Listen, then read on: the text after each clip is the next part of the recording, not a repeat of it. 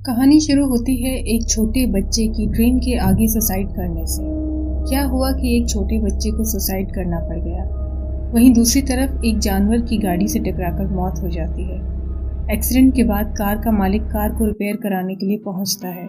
Main character का नाम Kang है। यहाँ पता लगता है कि वो एक आर्ट टीचर है जो यहाँ जाय एकेडमी में ज्वाइनिंग के लिए आया है। यहाँ वो देखता है कि बहुत सारी गाड़ियाँ पहले से रिपेयरिंग के लिए हैं, बहुत वक्त लगेगा, इसलिए वो वहाँ से निकलता है। जैसे ही वो अपनी गाड़ी स्टार्ट करता है तभी एक लड़की जिसका नाम यूजिन है उसकी गाड़ी को पीछे से ठोक देती है, उससे झगड़ा करती है। कार मैकेनिक यूजिन को सूंघता है और कहता है कि आज तुमने फिर से बहुत ज्यादा पी ली है। कैंग की गाड़ी से धुआं उठने लगता है। अब वो गाड़ी चलाने लायक नहीं रहती। यूजिन कैंग से अपने बर्ताव के लिए माफी मांगती है और उसे लिफ्ट ऑफर करती है। रास्ते में कैंग ठंड से सिकुड़ने लगता है क्योंकि गाड़ी के शीशे टूटे हुए थे। यूजिन जाने से पहले कैंग को अपना विजिटिंग कार्ड देती है, जिससे पता लगता है कि वो ह्यूमन राइट एक्टिविस्ट के एक मेंबर है। फिर वहां से चली जाती है। कैंग जाय एकेडमी में अंदर जाता है। वहां ढेर सारे स्टूडेंट्स दिखाई देते हैं। तभी वहां सीढ़ियों पर दो बच्चे दिखाई देते हैं। एक का नाम जिन है और दूसरे बच्चे का नाम किम है। उसे देखकर कैंग हेलो कहता है, पर दोनों बच्चियां कैंग को इग्नोर कर देती है। ये गूंगे और बहरे बच्चों का स्कूल है। दोनों बच्चे वहां से फौरन चले जाते हैं। कैंग प्रिंसिपल रूम में प्रिंसिपल से बात करता है कि उसे एक स्कूल के प्रोफेसर ने यहाँ रेफर किया है जो जाय एकेडमी के प्रिंसिपल के साथ कभी हाई स्कूल में पढ़ा करता था। कांटेक्ट होने के कारण प्रिंसिपल कैंग को अपने स्कूल में जॉब दे देता है। तभी कमरे में एक और आदमी का आना होता है जिसकी शक्ल हूबहू प्रिंसिपल से मिलती है और उसका नाम ली है जो प्रिंसिपल का भाई है। वो भी स्कूल में काम करता है। प्रिंसिपल आगे की जिम्मेदारी ली को दे देता है कि वो कैंग को आगे की डिटेल्स समझा दे। ली कैंग को बताता है कि अगर उसको ये नौकरी चाहिए तो उसे 50,000 देने होंगे। कैंग इस बात पर परेशान हो जाता है। कैंग अपनी माँ से बात करता है। वह कहता है कि यहाँ पर हर कोई ऐसा ही कर रहा है। अगले दिन कैंग स्कूल जाता है और क्लास की सभी बच्चों को एक खाए हुए एप्पल की आर्ट ड्रॉ करने के लिए कहता है। वो देखता है कि बच्चे बड़ी खूबसूरती से ड्रॉ कर रहे हैं। तभी वो किम को देखता है और उसको सराहता है कि उसने बहुत अच्छी ड्राइंग बनाई है, पर किम उसकी बात को इग्नोर कर देती है। तभी कैंग देखता है कि जिन उसका रखा हुआ एप्पल खा रही है और उसको देखकर वह हैरान रह जाता है। तभी क्लास में एक बच्चे की एंट्री होती है जिसको देख कैंग पूछता है कि वो लेट क्यों आया। उस बच्चे का नाम मिन है। इसके चेहरे पे बहुत सारे निशान हैं, जैसे उसे बेदर्दी से मारा गया हो। कैंग बहुत परेशान हो जाता है। कैंग स्टाफ रूम में एक टीचर पार्क के पास जाता है और उससे पूछता है कि मुझे कुछ बच्चों में अजीब सी बात लगती है। टीचर पार्क कैंग को बताता है कि ये बच्चे आम बच्चों जैसे नहीं हैं। इनकी अपने आप में एक अलग दुनिया है। मुझे यहाँ 10 साल हो गए हैं काम करते हुए, लेकिन बच्चे आज भी मुझसे खुलकर बात नहीं करते। कैंग बच्चों को समझने के लिए उनकी रिपोर्ट्स देखता है, उनकी हिस्ट्री निकालता है। यहाँ पता लगता है कि मिन के पिता बेड रिडन है और उसकी माँ कहीं बहुत दूर जा चुकी है और उसका एक छोटा भाई था जिसने ट्रेन के आगे सुसाइड कर ली थी। जिनकी रिपोर्ट में लिखा है कि वो मेंटली चैलेंज्ड है और किम की रिपोर्ट में लिखा है कि वो एक अनाथ है। बच्चों के बारे में जानकारी लेने के बाद किंग दरवाजे में ताला लगाता है और स्कूल से बाहर निकलता है। लेकिन जैसे ही वो सीढ़ियां उतर रहा होता है उसे कुछ आवाजें सुनाई देती हैं। जैसे ही वो ऊपर के फ्लोर में जाता है वहां देखता है कि गर्ल्स वॉशरूम से आवाज आ रही है। वो जैसे ही दरवाजे को ओपन करता है कि तभी गार्ड आ जाता है और उसे रोक देता है कि वो वॉशरूम में नहीं जा सकता क्योंकि ये बच्चों का वॉशरूम है। कैंग बताता है कि वॉशरूम के अंदर से कुछ आवाजें आ रही हैं। गार्ड कहता है कि बच्चे आपस में अक्सर ऐसा ही आवाजें निकालते रहते हैं, इसको वो सीरियसली ना ले। यह बोल गार्ड वहां से चला जाता है। फिर हम देखते हैं कि प्रिंसिपल के रूम में एक आदमी बैठा है जिसको प्रिंसिपल ने बहुत सारे पैसे दिए हैं। ये कोई और नहीं, एक पुलिस ऑफिसर है। प्रिंसिपल पुलिस ऑफिसर से कहता है कि वो रात को बच्चों को बाहर जाने से मना करता है, लेकिन बच्चे फिर भी मानते नहीं है। ऑफिसर कहता है कि बच्चे हैं इसलिए वो उन्हें वापस ले आता है और इस काम के लिए प्रिंसिपल उसे पैसे देता है। ऐसा लगता है इस स्कूल से बच्चे भागना चाहते हैं। तभी कैंग रूम में आता है। उसके हाथ में एक बैग है जिसे देख प्रिंसिपल कहता है स्कूल डेवलपमेंट के नाम से जो हम टीचर्स से पैसे लेते हैं वो कोई इलीगल तो नहीं है। पुलिस ऑफिसर यहाँ पर प्रिंसिपल का साथ देता है। कैंग बैग लाकर टेबल पर रख देता है। पुलिस ऑफिसर कैंग के साथ बातों में फ्रेंडली होने की कोशिश करता है, पर कैंग को उसकी बातें पसंद नहीं आती। पार्क मिन को बहुत बुरी तरह स्टाफ रूम में मारता है। कैंग टीचर से पूछता है कि आखिर हुआ क्या है। पार्क बताता है कि ये और साथ में 2 बच्चे रात को स्कूल से भाग गए थे, इसलिए उसको पनिश कर रहा है। तभी पार्क को ली अपने पास बुलाता है। टीचर वहाँ से चला जाता है। कैंग मिन की तरफ देखता है। मिन को कैंग से बहुत डर लगने लगता है। फिर मिन भी वहाँ से चला जाता है। कैंग अपनी गाड़ी में बैठने जा ही रहा होता है कि वो अचानक ऊपर देखता है कि एक छोटी बच्ची खिड़की पर बैठी हुई है। उसको डर है कि वह गिर जाएगी। वो उसको आवाज लगाता है पर जिन सुन नहीं सकती। कैंग ऊपर जाता है, खिड़की से जिन को खींच लेता है। बच्ची कैंग से डर जाती है, उससे दूर हो जाती है। कैंग उसको समझाने की कोशिश करता है। बच्ची उसको पकड़कर अपने साथ ले जाती है और एक दरवाजे के सामने खड़ा कर देती है, जहाँ वो अंदर जाता है। कैंग देखता है कि एक औरत वॉशिंग मशीन में एक बच्ची को दबा रही है। कैंग उस पर गुस्सा करता है और बच्ची को खींच लेता है। लेडी उसको बताती है उसका नाम युन है और वो यहाँ स्कूल की काउंसलर है और अगर बच्चे किसी तरह का बर्ताव ठीक से नहीं करते हैं तो उनको सबक सिखाती है। कैंग गुस्सा करता है कि ये किस तरह का बर्ताव है कि बच्चों को लॉन्ड्री मशीन में डाला जा रहा है। अगर वो आगे से ऐसा कुछ भी करती है तो उसको बहुत सारे लॉयर्स का सामना करना पड़ेगा। तभी बच्ची जमीन पे बेहोश होकर गिर जाती है। कैंग यूजिन को फोन करता है क्योंकि वो ह्यूमन राइट्स एक्टिविस्ट है। उसको बताता है कि बच्चे के साथ स्कूल में क्या हुआ, उसको मारा गया है। यूजिन हॉस्पिटल पहुंचती है और कहती है कि इसके माता पिता को हमें बुलाना चाहिए, काउंसलर की कंप्लेंट करनी चाहिए। वहीं कैंग बताता है कि ये एक अनाथ है। कैंग की मुलाकात प्रिंसिपल और प्रिंसिपल के भाई ली से होती है, जहाँ प्रिंसिपल कहता है कि उसने मिस यून को सख्त वार्निंग दी है कि वो ऐसा ना करे। ली भी कैंग को समझाता है कि मिस यून अपने बर्ताव के लिए बहुत शर्मिंदा है और वो किम से माफी मांगना चाहती है। उसे कहता है कि किम लास्ट नाइट हॉस्टल में वापस नहीं आई थी, तो वो जानना चाहते हैं कि आखिर वो कहाँ है। कैंग बताता है कि उसकी हालत इतनी खराब थी कि उसे हॉस्पिटल लेके जाना पड़ा। वे लोग कैंग से हॉस्पिटल का नाम पूछते हैं। कैंग हॉस्पिटल का नाम बता देता है। यूजिन कैंग को फोन करती है और उसे बताती है कि उसे कुछ जरूरी बात करनी है, वो उसे कहीं बाहर मिले। दोनों एक रेस्टोरेंट में मिलते हैं, जहां यूजिन कैंग को बताती है किम को सेक्सुअली मोलेस्ट किया गया है और वह किसी और ने नहीं बल्कि प्रिंसिपल ने किया है। उसके साथ बहुत ज्यादा जबरदस्ती की गई है। कैंग को लगता है कि यूजिन ने आज फिर से ज्यादा पी ली है। यूजिन कैंग को एक लेटर देती है जो किम ने लिखा है। किम के मना करने पर उसे बार बार मारा जाता है। ऐसा किम के साथ और भी कई बच्चों के साथ हुआ है। पार्क जो एक टीचर है वो लड़कों को सेक्सुअली मोलेस्ट करता है। प्रिंसिपल का भाई ली और टीचर पार्क ऐसा बच्चों के साथ कर रहे हैं। कैंग कहता है कि क्यों ना हम पुलिस को रिपोर्ट करें, तो यूजिन बताती है कि जो बच्चे स्कूल से भाग गए थे पुलिस ने उनको पकड़कर वापस किया क्योंकि वो प्रिंसिपल से मिला हुआ है और इसलिए उनको मारा गया। यहाँ पता लगता है कि काउंसलर यून को स्कूल के फाउंडर ने अडॉप्ट किया था, तो एक तरह से वो भी वहाँ की प्रिंसिपल है। यून और प्रिंसिपल प्रेम संबंध में है। यून ने किम को कहा कि अगर वो प्रिंसिपल के साथ किसी तरह के संबंध रखेगी तो वो उसके बाल काट देगी और उसे बहुत ज्यादा मारेगी। यूजिन और कैंग उसी वक्त रेस्टोरेंट से हॉस्पिटल की तरफ भागते हैं क्योंकि उन्हें डर है कि वो सब लोग हॉस्पिटल पहुंच जाएंगे। जैसे ही दोनों पहुंचते हैं किम अपने बेड पर नहीं होती। यूजिन कमरे की अलमारी चेक करती है तो देखती है कि किम उसमें छुपी हुई है। लगता है उसे फिर से मारा गया है। यूजिन और कैंग किम का बयान रिकॉर्ड करते हैं। किम स्कूल में अपने दोस्तों को ढूंढ रही थी, तभी प्रिंसिपल ने उसे अकेला पाया तो अपने ऑफिस में बुलाया। उसके साथ अकेले में जबरदस्ती करने की कोशिश की, लेकिन किसी तरह किम भागकर गर्ल्स वॉशरूम में छुप गई। पर प्रिंसिपल उसको वहां भी ढूंढते हुए आने लगा। आखिरकार प्रिंसिपल ने उसे ढूंढ ही लिया और उसको देखकर किम बहुत जोर से रोने लगी। प्रिंसिपल ने उसे बहुत मारा और उसका मुंह बंद कर उसके साथ जबरदस्ती की। फिर अचानक प्रिंसिपल को महसूस हुआ कि बाहर डोर पर कोई खटखटा रहा है और यह कोई और नहीं कैंग था। ये उसी दिन की बात है जब कैंग को लगा था कि वॉशरूम से किसी की आवाज आ रही है और वह डोर खोलने जा रहा था कि तभी गार्ड ने उसे रोक दिया। प्रिंसिपल ने कैंग के जाने का इंतजार किया और किम को सेक्सुअली मोलेस्ट किया। कैंग के होश ही उड़ गए कि काश वो उस दिन उस बच्ची को बचा सकता। किम की कहानी सुनकर सभी लोगों के होश उड़ गए। जिन बहुत ज्यादा घबरा गई। जिन ने अपना बयान दिया। प्रिंसिपल ने अपने कैमरे में कैंडी देने के बहाने उसे बुलाया और उसके साथ जबरदस्ती की। उसके मना करने के बावजूद उसे मारा गया और उसके साथ बहुत ज्यादा बेदर्दी से पेश आया। उसकी कहानी सुन तभी किम ने बताया कि वहाँ पर जो भी हुआ था उस कमरे में जिन के साथ, वो सब किम ने देखा है। किम उसकी गवाह है। उस दिन वो जिन को ढूंढ रही थी खाना देने के लिए, पर तभी उसको बहुत हल्की सी प्रिंसिपल के रूम में गाने की आवाज आ रही थी।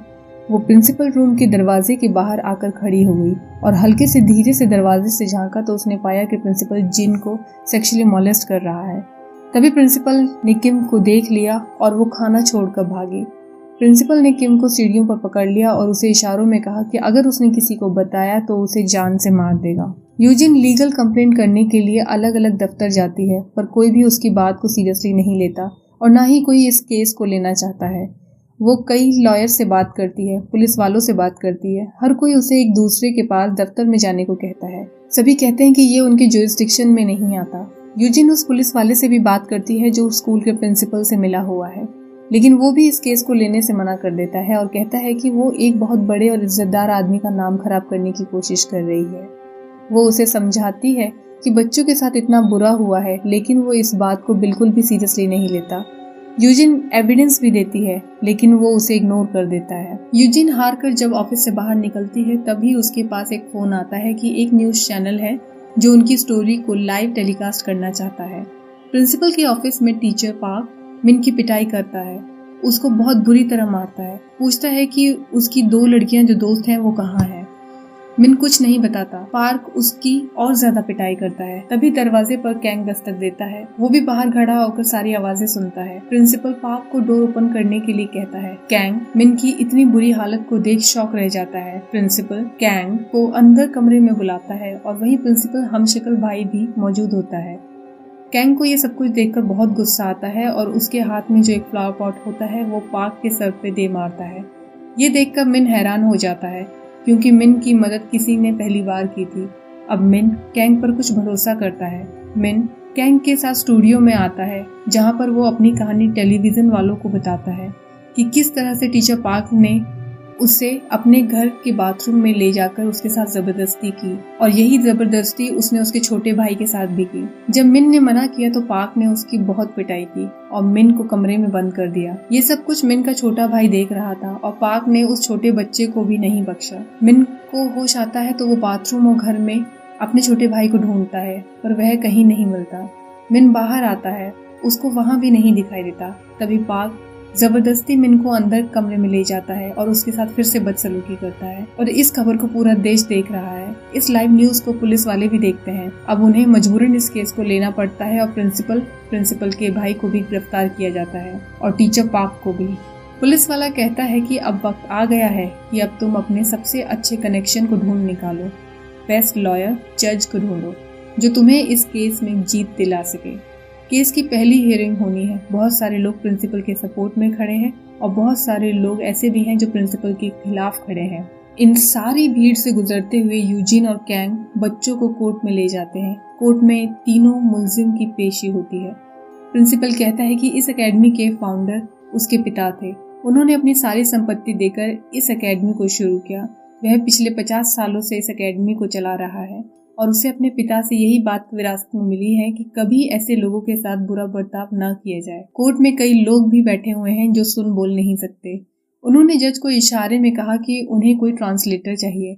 जज ने उन्हें शांत रहने के लिए कहा। तभी यूजिन जज को कहती है कि इन लोगों की जरूरत है कि इस कोर्ट की हियरिंग को सुनने के लिए उन्हें एक ट्रांसलेटर दिया जाए। यूजिन का ये कहना जज को बिल्कुल पसंद नहीं आता और वह उसे फौरन कोर्ट हाउस से निकाल देने का आदेश देता है। कोर्ट में अगले दिन सिक्योरिटी गार्ड की पेशी होती है। वकील सिक्योरिटी गार्ड से कई सवाल पूछता है। अब कोर्ट के अंदर एक साइन लैंग्वेज इंटरप्रेटर होती है। गार्ड बताता है कि वो यहाँ पिछले 5 साल से काम कर रहा है। प्रिंसिपल और उसके भाई और सभी लोग बहुत अच्छे हैं। वो कहता है कि कभी उसने प्रिंसिपल और प्रिंसिपल के भाई को किसी के साथ बुरा व्यवहार करते हुए नहीं देखा, अपने पास किसी बच्चे को बुलाते हुए भी नहीं देखा, न कमरे में ले जाते हुए देखा। वकील कहता है कि उस रात क्या हुआ था जब कैंग गर्ल्स वॉशरूम के बाहर खड़ा था। गार्ड बताता है कि कैंग को वॉशरूम से कुछ आवाजें आ रही थी। कैंग उसे चेक कर ही रहा था कि तभी गार्ड अपनी ड्यूटी चेक करते हुए वहां पहुंच गया और वॉशरूम को अंदर से चेक किया तो वहां कोई नहीं था। यहाँ गार्ड झूठ बोल रहा था। दूसरा वकील गार्ड से पूछता है कि पहले कहाँ नौकरी करते थे और तुम्हें वहां से क्यों निकाला गया। वकील ने बताया कि उसने पिछले स्कूल में चोरी की थी, इसलिए उसे पिछले 3 सालों तक अनएम्प्लॉयड रहना पड़ा। फिर तुम्हें अचानक यह नौकरी क्यों मिल गई, और वो भी इतनी कम सैलरी पर। यहाँ पता लगता है कि उसने भी स्कूल के प्रिंसिपल को कुछ डेवलपमेंट फंड के नाम से पैसे दिए थे और इस तरह उसको ये नौकरी मिली। और इसी तरह सालों से स्कूलों में जो भी हो रहा था वो इसे चुपचाप बर्दाश्त कर रहा था। दोनों वकीलों ने इस बात पर बहस होती है कि गार्ड के बैकग्राउंड का इस बात से क्या लेना देना है। विक्टिम का वकील इस बात को कहता है कि यही कारण है कि सभी ने घूस देकर वहां नौकरी हासिल की है। इसलिए वहाँ का पूरा सिस्टम ही करप्ट है और उनके बायस्ड स्टेटमेंट पर भरोसा नहीं किया जा सकता। गायनेकोलॉजिस्ट को सवाल जवाब के लिए बुलाया जाता है। उसे पूछा जाता है कि क्या उसी ने बच्ची को एग्जामिन किया था। वे बताती है कि बच्चे का हाइमन डैमेज हुआ है। वकील पूछता है कि क्या हाइमन सिर्फ सेक्सुअल रिलेशन से ही डैमेज होता है। वो कहती है नहीं, बल्कि ऐसा पॉसिबल है कि साइकिल चलाते हुए या उसने खुद से ही इसे डैमेज किया हो। वकील फिर पूछता है कि आपने अपने करियर में तो ऐसे बहुत सारे पेशेंट देखे होंगे, तो आपको इस बच्ची को देखकर क्या लगता है। वह बताती है कि बच्चे ऐसी स्थिति में अपना मानसिक संतुलन खो बैठते हैं, पर जिनको देखते हुए ऐसा लगता है कि वो बहुत ज्यादा शांत थी और आराम से बैठकर कुकीज खा रही थी। ये बहुत अजीब सी बात है, खासकर एक ऐसे बच्चे के लिए जिसे सेक्सुअली मोलेस्ट किया गया हो।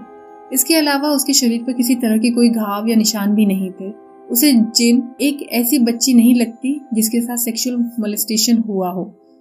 विक्टिम का वकील गायनेकोलॉजिस्ट से सवाल करता है कि उसने जब पहली बार पेशेंट को डायग्नोज किया था तो उसकी रिपोर्ट कुछ और ही थी और वो यहाँ पर गवाही कुछ और दे रही है।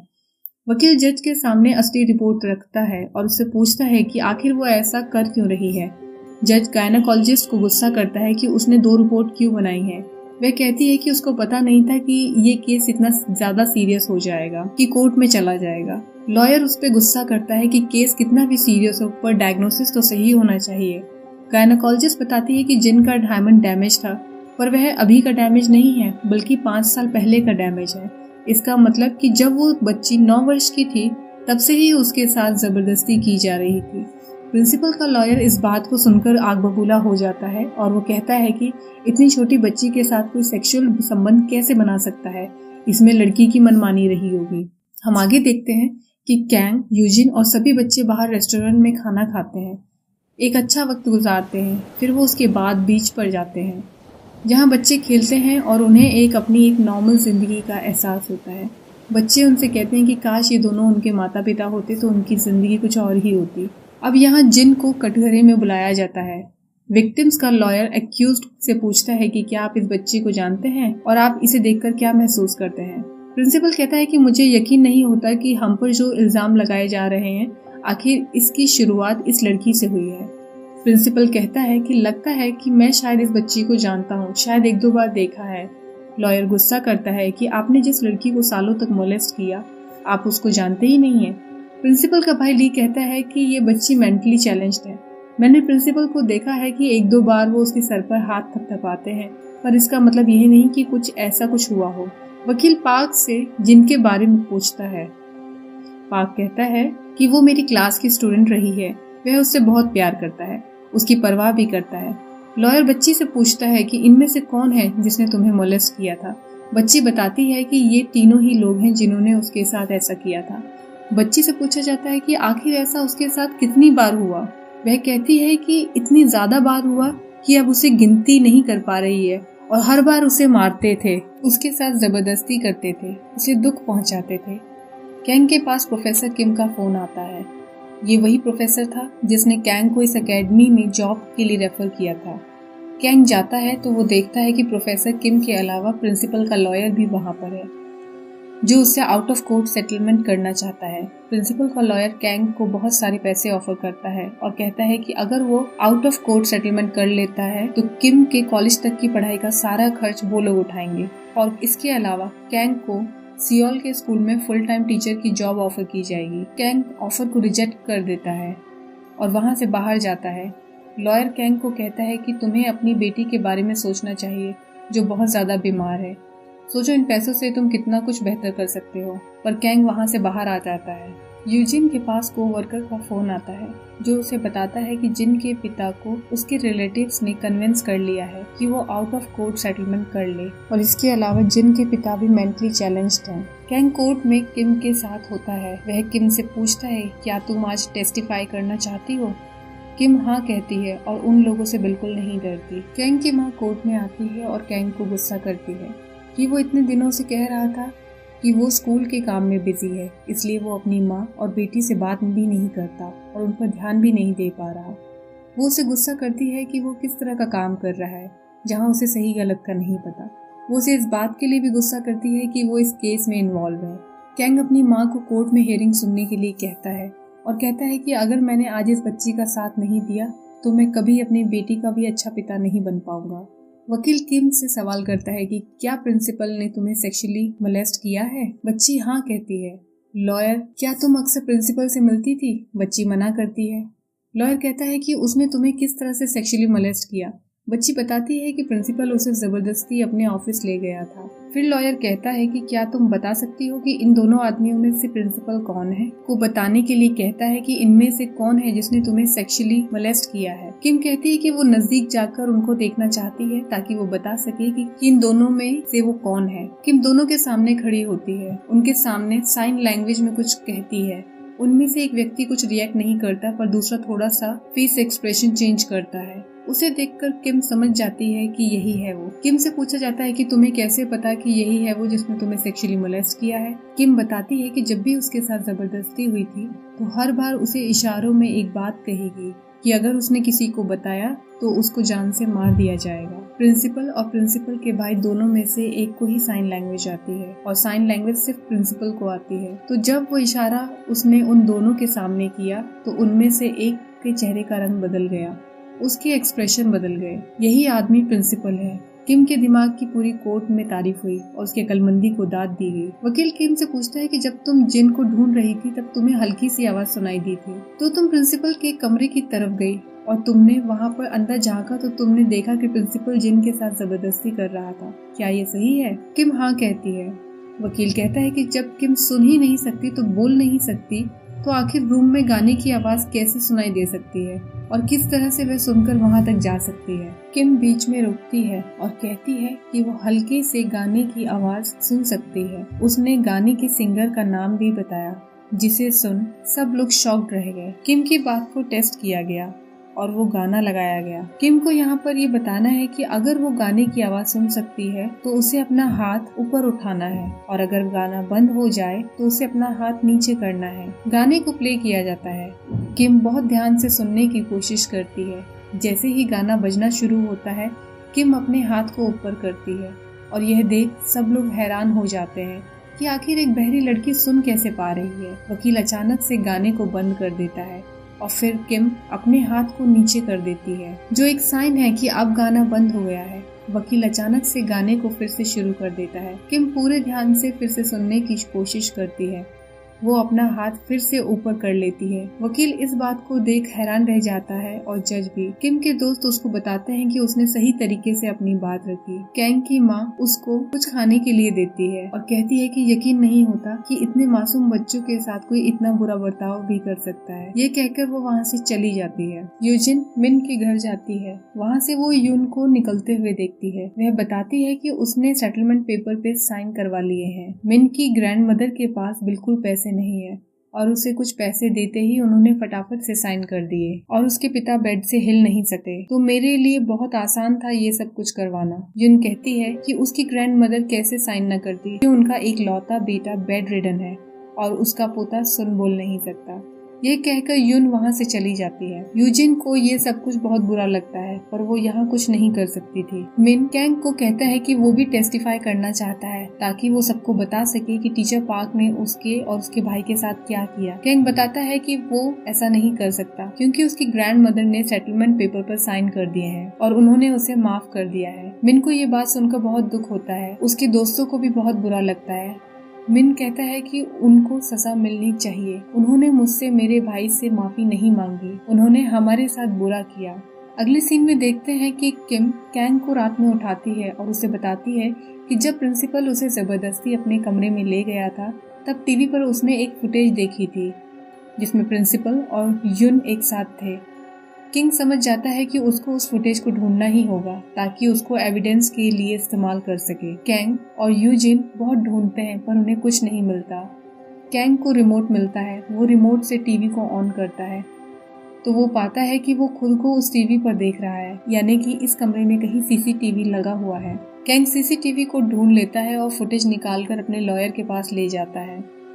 यूजिन बताती है कि यह फुटेज जिस दिन का है उस दिन के हिसाब से जिन 13 साल की नहीं हुई थी। लॉयर उन्हें बताता है कि जिन बच्चों को 13 साल से कम उम्र में सेक्सुअली मोलेस्ट किया जाता है, अगर कल्प्रिट सेटलमेंट कर भी लेता है तो भी उसको सजा मिलेगी। यह फुटेज एक स्ट्रॉन्ग सबूत है इससे डेफिनेटली उन लोगों को सजा मिलेगी। लॉयर कहता है कि इस तरह के एविडेंस को ओपन कोर्ट में पेश नहीं किया जा सकता, इसके लिए उसे जज से डायरेक्टली प्राइवेट में मिलना होगा और उसे एविडेंस दिखाना होगा। कैंग और यूजिन मान जाते हैं। अगले दिन कोर्ट की हियरिंग के लिए सब लोग कोर्ट हाउस पहुँचते हैं। आज जज अपना फाइनल वर्डिक्ट देगा। जज कहता है कि teacher, principal and other staff member बच्चों को सेक्सुअली मोलेस्ट करते रहे, जो कि एक बहुत बड़ा गुनाह है। इनकी सामाजिक जिम्मेदारी बनती है कि बच्चों का ध्यान रखें, उनकी सुरक्षा करें, पर उसकी जगह बच्चों को सेक्सुअली मोलेस्ट किया गया, उन्हें मारा पीटा गया। ऐसे लोगों को कड़ी से कड़ी सजा मिलनी चाहिए। पर क्योंकि इन लोगों ने सामाजिक कार्यों में बहुत ज्यादा योगदान दिया है और इनका पिछला कोई क्रिमिनल रिकॉर्ड नहीं है, उसके अलावा जिन और मिन के गार्डियंस ने सेटलमेंट किया है। उन्होंने एक पिटीशन दाखिल की है जिसके हिसाब से इन तीनों को कम से कम सजा दी जाए।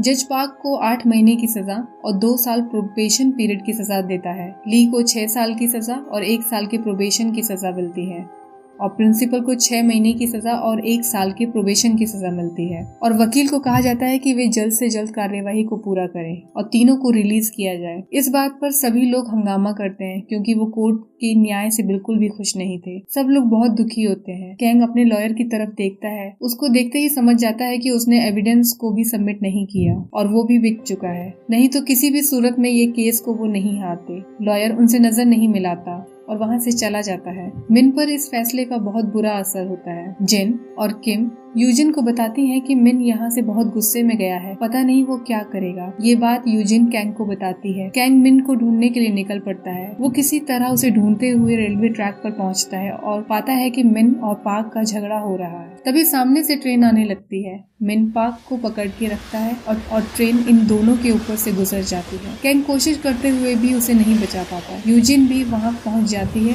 पर तब तक बहुत देर हो चुकी होती है और वहाँ पर सिर्फ मिन का शूज रह जाता है। हम देखते हैं कि मिन के लिए शोक सभा और रैली का आयोजन किया जाता है जिससे सभी पुलिस वाले रोकने की कोशिश करते हैं। ये वो सभी लोग होते हैं जो इनजस्टिस और मिन की मौत के लिए दुखी होते हैं। पुलिस उन्हें वहाँ से हटाने के लिए कहती है। जैसे ही जज की गाड़ी आती है उस पर सभी लोग अंडे बरसाने लगते हैं और अपना आक्रोश जाहिर करते हैं। पुलिस लोगों को भगाने के लिए उन पर पानी गिराती है। कैंग को ये सब कुछ देखकर बहुत दुख होता है। वो कहता है कि ये बच्चा सुन बोल नहीं सकता था, सिर्फ इंसाफ चाहिए था। उसका नाम मिन था। कैंग इस बात को बार बार रिपीट करता है। पुलिस वाले कैंग को धर दबोचते हैं। अब काफी वक्त गुजर चुका है। कैंग चाहकर भी अपनी नॉर्मल जिंदगी नहीं जी पा रहा।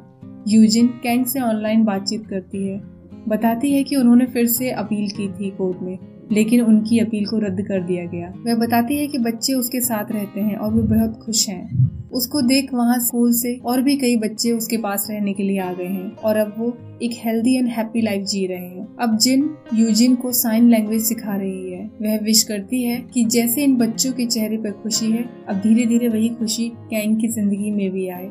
अगर आपके आसपास बच्चे हैं तो उनके दोस्त बनिए, उन्हें सेफ एनवायरनमेंट दीजिए और जमाने से लड़ना सिखाइए। अगर आपने भी कभी कुछ ऐसा देखा, सुना है या आपके आसपास किसी के साथ ऐसा हुआ है तो हमें कमेंट सेक्शन में जरूर बताइएगा। मेरी कहानी पसंद आई तो इसे लाइक, सब्सक्राइब और शेयर जरूर कीजिए। Thank you for watching this video. तब तक अपना ख्याल रखिए।